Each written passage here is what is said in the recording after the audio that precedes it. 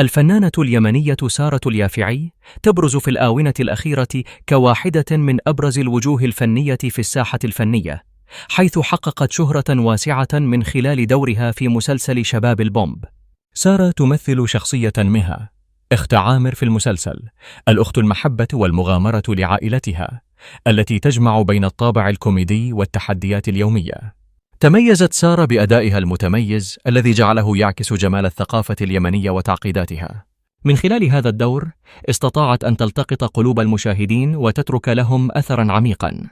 استطاعت سارة أن تعبر عن التغيرات الاجتماعية من خلال شخصية مها، مما يضيف بعداً جديداً يجذب الجمهور بشكل أكبر. بجاذبيتها وشخصيتها القوية أصبحت سارة مصدر إلهام للكثيرين من الشباب اليمني.